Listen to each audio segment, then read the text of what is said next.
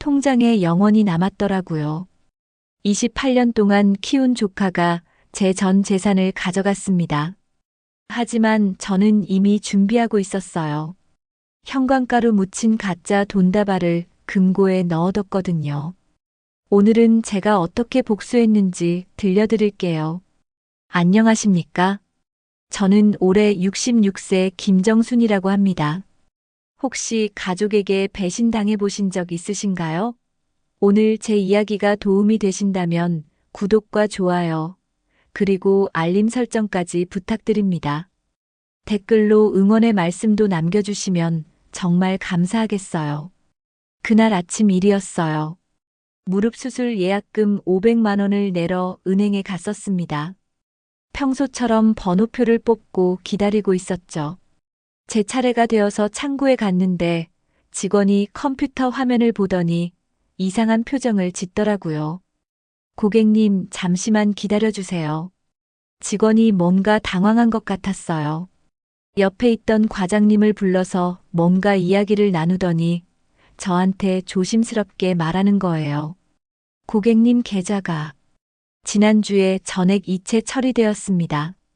순간 머리가 하얘졌어요. 뭐라고요? 전액 이체라니요? 저는 그런 적이 없는데요. 그랬더니 직원이 서류를 보여주면서 말하더라고요. 위임장에 따라서 대리인 박진우 씨에게 이체되었어요. 박진우. 제 조카 이름이었습니다. 그 순간 온몸에 소름이 돋았어요.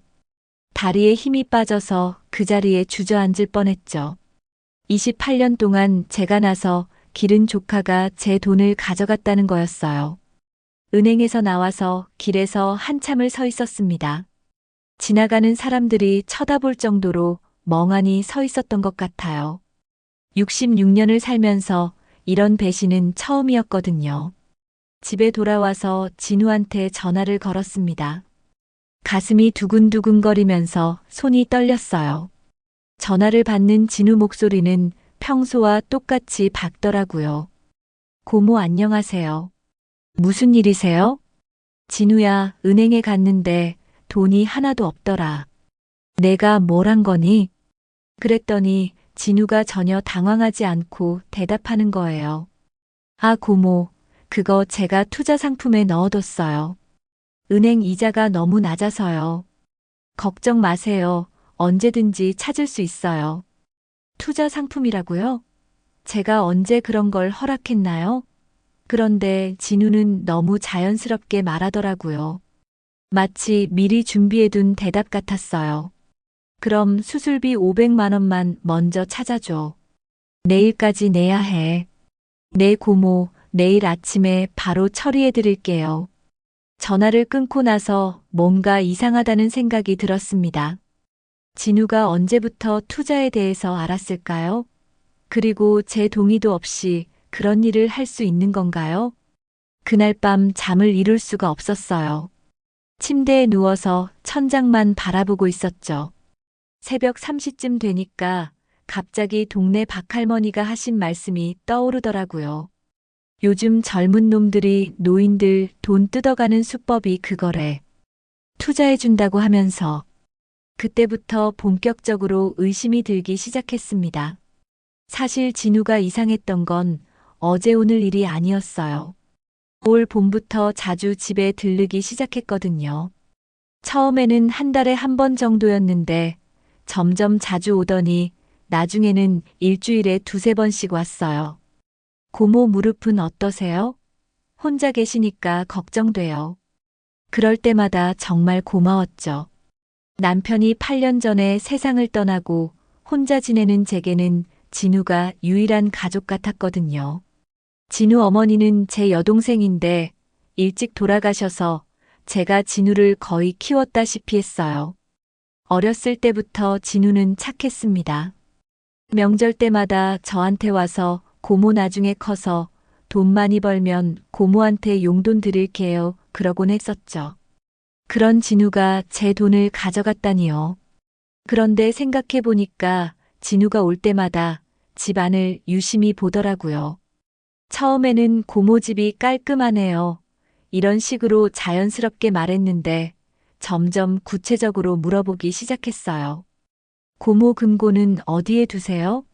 요즘 도둑이 많다던데. 그때 저는 아무 생각 없이 대답했었어요.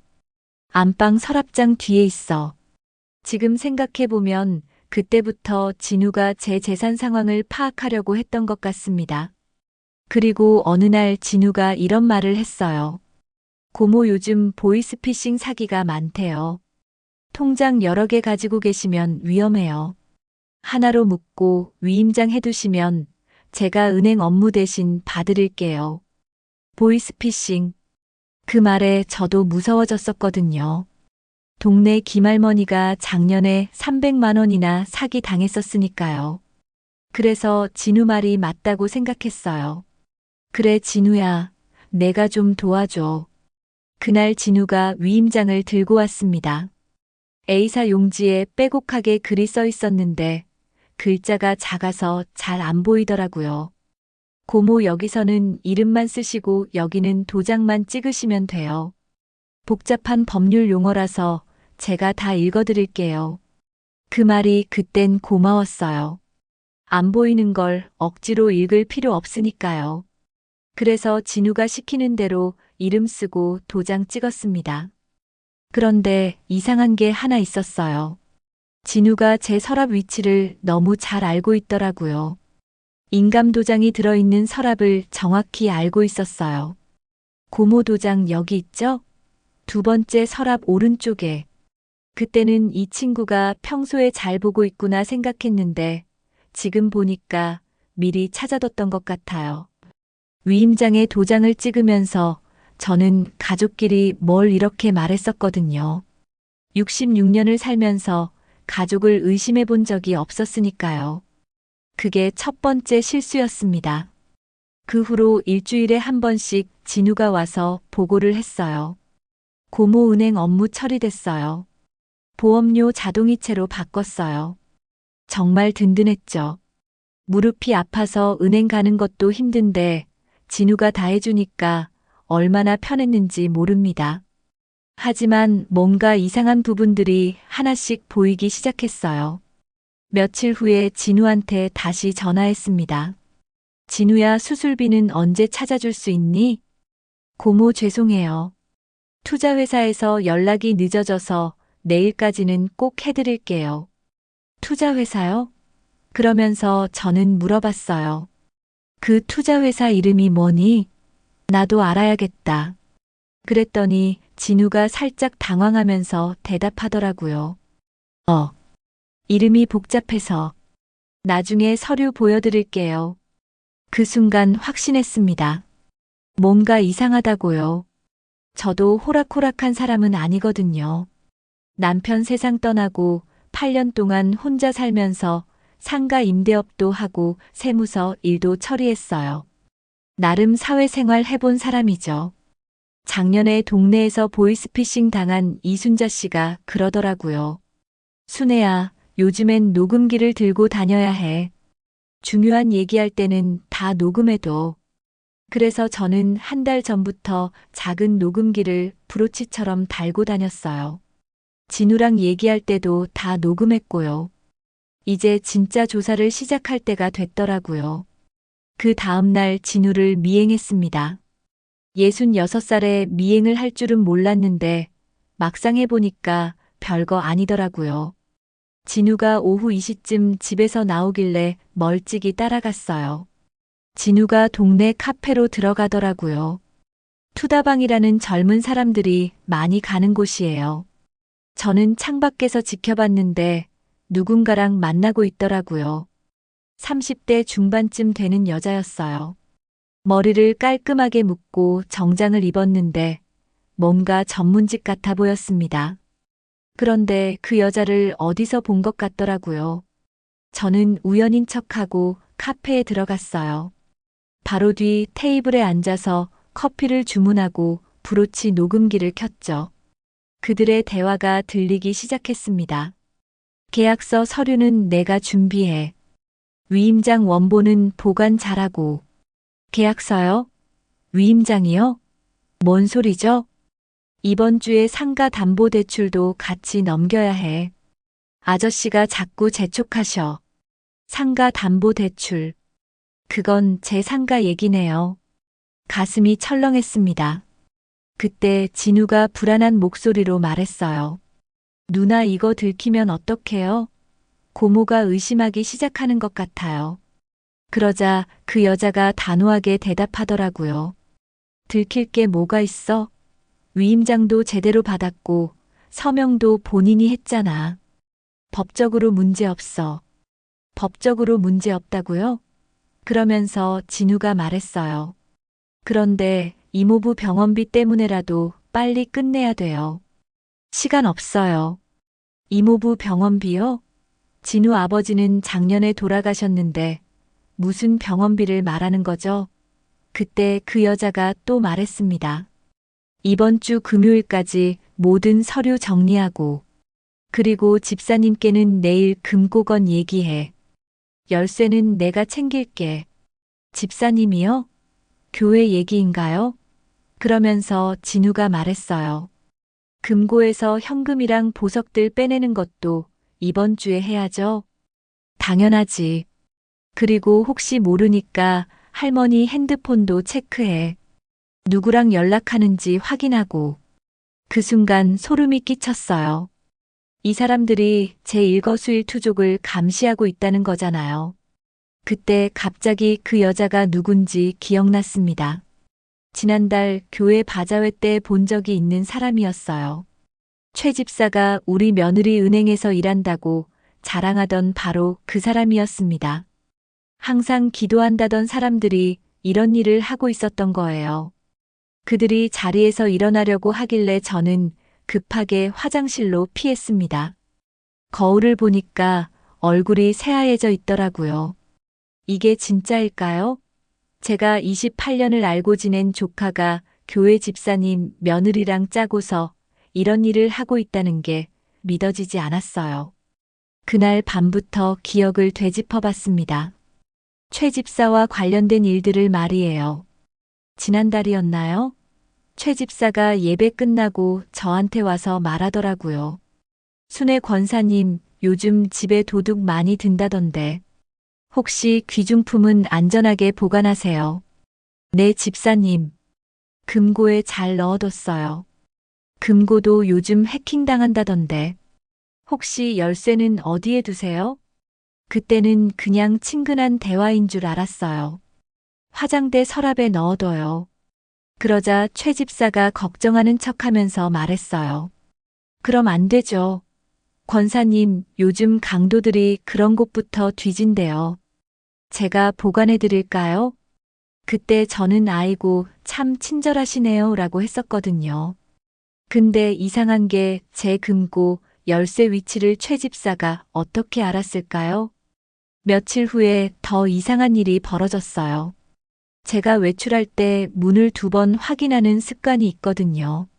한 번 잠그고 또 한 번 확인하고요. 그런데 그날 시장에서 돌아와서 문을 열려고 하니까 열쇠가 3번이나 돌아가더라고요. 분명히 2번만 잠갔는데 왜 3번이죠? 문을 자세히 보니까 문틀에 미세한 스크래치가 있었어요. 그리고 자물쇠 부분에 기름 자국 같은 게 묻어 있고요. 누군가가 제가 없는 사이에 들어왔다, 나간 흔적이었습니다. 그날 밤 집 안을 샅샅이 뒤져봤어요. 없어진 건 없는데 미묘하게 위치가 바뀐 것들이 있더라고요. 금고는 겉보기엔 멀쩡한데 각도가 살짝 달랐어요. 그리고 서랍들이 제가 정리해둔 순서와 조금씩 다르더라고요. 그때부터 확신했습니다. 누군가 제 집을 뒤지고 있다고요. 그 다음 날부터 저는 작전을 시작했어요. 우선 열쇠 위치를 바꿨습니다. 화장대에서 완전히 다른 곳으로 옮기고 금고 안에 있던 진짜 현금과 중요한 서류들은 은행 대여 금고로 옮겼어요. 그리고 금고 안에는 가짜를 넣어뒀죠. 복사한 서류들, 신문지로 만든 가짜 돈뭉치. 그리고 제일 중요한 건 검은 봉투 하나였어요. 그 봉투 안에는 형광분말을 묻힌 지폐 몇 장을 넣어뒀습니다. 누가 만지면 손에 형광이 묻게 되는 그런 분말이에요. 동네 문방구에서 파는 형광 파우더를 지폐에 살짝 뿌려뒀죠. 내일 누가 가져가는지 확인하려고요. 그리고 숨겨진 카메라도 하나 설치했습니다. 폰으로 녹화할 수 있는 앱을 깔고 금고 앞에 살짝 숨겨뒀어요.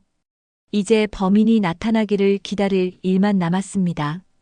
이틀 후에 저는 일부러 반나절 외출을 했어요. 오늘 친구 병문안 가느라 늦을 거야 라고 진우한테 문자도 보냈고요. 동네 목욕탕에서 시간을 보내고 실제로는 3시간 후에 슬쩍 집 앞으로 돌아왔습니다. 골목 끝에서 지켜보고 있었어요. 오후 2시쯤 제 집 앞에 익숙한 차 한 대가 서더라고요. 최 집사 차였어요. 차에서 내린 사람은 최 집사와 그 며느리 그리고 진우였습니다. 세 명이 제 집 열쇠로 들어가더라고요. 진우가 복사해둔 열쇠를 준 거겠죠. 집 안에서 소음이 들렸어요. 서랍 여는 소리, 무언가 뒤지는 소리가 났습니다. 30분쯤 지났을까요? 그들이 나왔어요. 최 집사 며느리 손에 제가 준비해둔 검은 봉투가 들려있더라고요. 걸렸다. 속으로 쾌재를 불렀습니다. 그들이 차로 떠나자마자 저는 집으로 들어갔어요. 숨겨둔 카메라를 확인해 보니까 완벽하게 녹화됐더라고요. 최 집사가 금고를 열고 며느리가 서류들을 뒤지고 진우가 망보고 있는 모습까지 다 찍혀 있었습니다. 이제 결정타를 날릴 시간이었어요. 다음 날 저는 진우한테 문자를 보냈습니다. 내일 오후 2시 투다방에서 만나자. 투자건 자세히 얘기 들어보고 싶다. 카페에 도착해 보니까 진우뿐만 아니라 최 집사 며느리도 같이 와 있더라고요. 고모, 와주셔서 감사해요. 이분이 투자 전문가세요. 안녕하세요, 권사님. 진우 씨에게 많이 들었어요. 저는 조용히 앉아서 커피를 주문했어요. 그리고 핸드백에서 자외선 라이트를 꺼냈죠. 인터넷에서 주문한 거였어요. 투자 얘기하기 전에 손 좀 보여주실래요? 둘 다. 손요? 왜요? 그냥 송금 좀 봐주려고. 불빛을 비추자마자 두 사람 손바닥이 형광빛으로 번졌습니다. 제가 금고에 뿌려둔 형광분말이 그들 손에 묻어 있었던 거죠. 이게 뭐죠? 이건 뭔가요? 저는 차분하지만 날카롭게 말했습니다. 어제 오후 2시경 제 집 금고에서 가져간 검은 봉투에 묻혀 있던 형광분말이에요. 진우가 들고 있던 찻잔이 바닥에 떨어졌어요. 얼굴이 새하얘졌습니다. 며느리는 오히려 뻔뻔하더라고요. 증거라고 해도 법적으로 문제 없어요. 위임장도 정식으로 받았고 고객님이 직접 서명하셨잖아요. 위임장이요? 제가 서명한 건 은행 업무 위임이었어요. 투자나 부동산 처분 권한을 준 적 없어요. 그때 저는 핸드백에서 두 번째 카드를 꺼냈습니다. 녹음기였어요. 그리고 여러분이 어제 제 집에서 나눈 대화도 다 녹음했어요. 녹음기를 재생하자 그들의 목소리가 나왔습니다. 서류는 다 가져왔나? 네, 등기부등본이랑 임대계약서 복사했어요. 이거 발각되면 어떡해요? 괜찮아. 할머니는 법 잘 몰라. 카페가 조용해졌어요. 다른 손님들도 다 쳐다보고 있었습니다. 고모, 이건 진우가 떨리는 목소리로 말했어요. 28년을 키운 조카가 교회에서 30년 봉사한 집사님이 저를 이렇게 속이셨군요. 그날 바로 경찰서에 신고했습니다. 증거가 너무 확실하니까 바로 조사가 시작됐어요. 경찰 조사에서 더 충격적인 사실들이 드러났습니다. 할머니, 이 사람들 처음 범행이 아니에요. 벌써 7명의 노인분들을 상대로 똑같은 수법을 써왔어요. 7명이나요? 최 집사는 교회에서뿐만 아니라 복지관, 경로당에서도 활동하면서 혼자 사는 노인들을 물색했더라고요. 그리고 며느리가 은행 경력을 이용해서 위조 서류를 만들고 진우 같은 조카들을 끌어들여서 가족 사기를 친 거였어요. 조사 과정에서 진우의 휴대폰과 컴퓨터를 압수수색했는데 더 끔찍한 내용들이 나왔습니다. 고모 금고 위치 확인했음. 열쇠는 화장대 첫 번째 서랍. 상가 시세 조사 완료. 대략 3억 예상. 할머니 생활 패턴 화목시장. 일요일 교회. 매일 저녁 6시 TV 시청. 제 일상이 범죄자들의 관찰 일지가 되어 있었어요. 더 충격적인 건 진우가 친구들에게 보낸 메시지였습니다. 3개월 후면 대박 터짐. 고모 재산 넘어오면 차부터 바꿀 거임. 할머니들은 법 잘 몰라서 속이기 쉬움. 이번이 마지막임. 이거 끝나면 해외 가서 새 출발. 28년을 제가 얼마나 사랑했는데. 그런데 가장 충격적이었던 건 진우 아버지 병원비 얘기였어요. 진우가 그렇게 급하다던 이모부 병원비는 거짓말이었습니다. 진우 아버지는 작년에 돌아가셨고 병원비도 이미 보험으로 다 처리됐더라고요. 모든 게 거짓말이었던 거예요. 재판이 시작됐습니다. 전 피해자로, 그들은 피고인으로 법정에 섰어요. 최 집사는 법정에서도 당당하더라고요. 재판장님, 피고인은 30년간 교회에서 봉사해온 신실한 신도입니다. 이번 일은 단순한 오해에서 비롯된 오해라고요? 제가 법정에서 증거를 제출했어요. 자외선 형광 사진, 녹음 파일, CCTV 영상, 위조 서류, 통화 기록, 그리고 다른 피해자들도 증인으로 나왔습니다. 저도 똑같이 당했어요. 교회 집사라고 해서 믿었는데 전 재산을 잃었어요. 아들 친구라고 소개받았어요. 3년간 정성스럽게 챙겨주더니 어느 날 갑자기 집이 팔려 있더라고요. 그때서야 진우가 무너졌습니다. 고모, 정말 죄송해요. 처음에는 정말 고모를 도우려고 했어요. 그럼 언제부터 이렇게 변한 거니? 누나가 처음에는 그냥 고모 경제 상황만 알아보라고 했어요. 그런데 점점 그제서야 진우도 피해자 중 하나였다는 걸 알았어요. 최 집사 며느리가 진우의 경제적 어려움을 이용해서 처음에는 작은 부탁부터 시작해서 점점 깊이 끌어들인 거였습니다. 누나가 처음에는 고모 도와드리자고 했어요. 그런데 중간부터 이왕 하는 거 우리도 좀 도움 받자고 하더라고요. 그때부터 제가 거부할 수 없었어요. 그 순간 분노보다는 안타까움이 더 컸습니다. 최 집사는 끝까지 뻔뻔했어요. 재판장님, 저는 그저 어려운 교인들을 도우려고 했을 뿐입니다. 판사가 엄하게 말했습니다. 피고인은 7건의 사기, 12건의 위조, 5건의 절도. 이 모든 것이 계획적이고 조직적인 범행이었습니다. 판결이 나왔어요. 최 집사는 징역 5년에 벌금 1억 원, 최 집사 며느리는 징역 4년에 벌금 5천만 원, 진우는 징역 2년 집행유예 3년에 사회봉사 300시간이었습니다.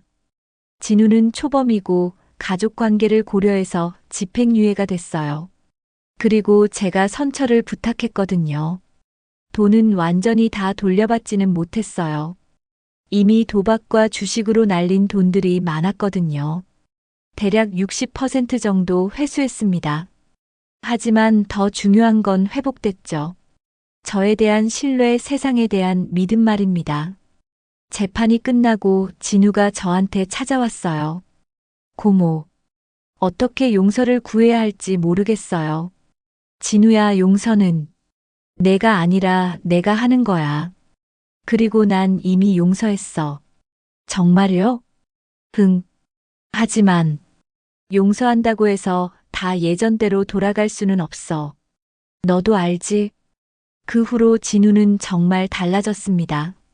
매주 한 번씩 안부 전화하고 필요한 일이 있으면 도와주고요. 하지만 예전처럼 친밀하지는 않아요. 신뢰라는 건 한 번 깨지면 다시 만들기가 힘들더라고요. 그런데 이 사건을 계기로 저는 새로운 일을 시작했습니다. 노인 대상 사기 예방 교육이에요. 복지관에서, 경로당에서, 교회에서 제 경험담을 들려드리면서 다른 어르신들이 같은 피해를 당하지 않도록 도와드리는 거였습니다. 처음에는 창피했어요. 내가 당한 걸 다 털어놓다니. 하지만 강의를 들어보시는 어르신들 반응을 보니까 정말 많은 분들이 비슷한 위험에 노출되어 있더라고요. 아이고, 우리 조카도 요즘 자꾸 통장 얘기하던데. 교회 집사님이 투자 권해서 고민 중이었는데. 다시 생각해 봐야겠네요. 그런 말씀들 들을 때마다, 아, 내가 당한 게 헛되지 않았구나 싶었습니다. 여러분, 제가 이 경험을 통해서 깨달은 것들을 나눠드리고 싶어요. 첫 번째, 가족이라고 해서 무조건 믿어서는 안 됩니다. 사랑과 신뢰는 별개예요. 사랑하되 검증하세요. 두 번째, 중요한 서류에 서명할 때는 내용을 끝까지 읽어보세요. 귀찮고 복잡해도 모르는 게 있으면 전문가에게 물어보세요. 세 번째, 위임장, 인감증명서, 등기부등본 이런 서류들은 절대 쉽게 넘겨주지 마세요. 가족이라도요. 네 번째, 의심스러운 일이 있으면 혼자 끙끙 앓지 마시고 주변에 도움을 요청하세요. 법률구조공단, 소비자보호원, 경찰서. 도움받을 곳이 많습니다. 다섯 번째, 그리고 가장 중요한 건 여러분은 충분히 강하고 지혜로운 사람들이라는 거예요. 저는 66살에 처음으로 미행도 해보고 자외선 라이트도 써보고 법정에도 섰습니다. 나이가 들었다고 해서 못할 게 없더라고요. 요즘은 오히려 더 활기찬 생활을 하고 있어요. 매주 화요일에는 복지관에서 사기 예방 교육, 목요일에는 실버 컴퓨터 교실에서 디지털 사기 예방법을 배우고 토요일에는 같은 경험을 한 어르신들과 자주 모임도 해요. 그리고 제 상가 임대료 일부를 노인 법률 지원 단체에 후원하고 있습니다. 저처럼 법률 도움이 필요한 어르신들을 위해서요. 진우는 지금 노인복지관에서 자원봉사를 하고 있어요.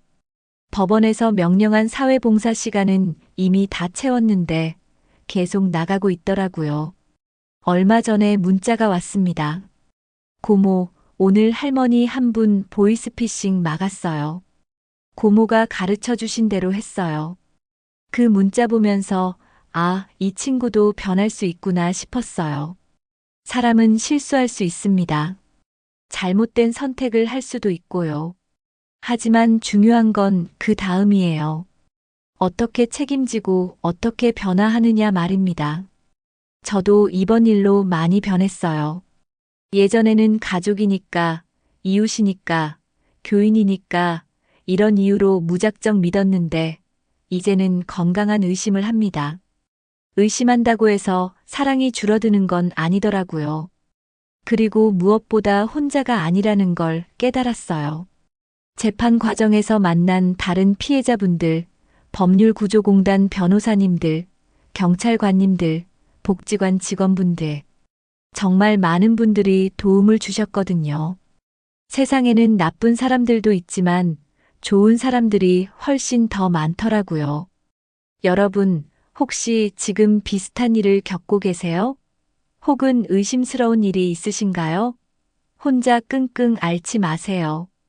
법률구조공단 132번, 소비자분쟁조정위원회 1372번, 경찰신고 112번, 노인학대신고센터 1577-1389번. 도움받을 곳이 많습니다. 그리고 주변에 믿을 만한 사람 한 명은 꼭 만들어 두세요. 가족이 아니어도 돼요. 이웃, 친구, 교인. 중요한 일 있을 때 상의할 수 있는 사람 말입니다. 마지막으로 여러분께 꼭 말씀드리고 싶은 게 있어요. 나이 들었다고 해서 무력한 게 아니에요. 우리에게는 경험이 있고 지혜가 있습니다. 그리고 무엇보다 지켜야 할 것들이 있어요. 저는 오늘도 제 금고 앞에서 문 2번 확인하고 커피 한 잔 내려 마셔요. 하지만 이제는 무섭지 않습니다. 준비가 돼 있거든요. 살다 보면 배신도 오고 실망도 와요. 하지만 희망도 와요. 기회도 와요. 우리가 준비하고 깨어 있으면 희망이 더 빨리 오더라고요. 여러분, 오늘 이야기가 도움이 되셨다면 구독, 좋아요, 알림 꼭 눌러주세요. 그리고 댓글로 여러분의 이야기도 나눠주세요. 여러분, 우리는 약하지 않아요. 나이가 들었다고 해서 속아 살아야 하는 것도 아니에요. 우리에게는 66년, 70년, 80년의 인생 경험이 있습니다. 그 경험을 믿으세요. 여러분 자신을 믿으세요. 그리고 무엇보다 서로를 믿고 도웁시다. 오늘도 끝까지 들어주셔서 고맙습니다.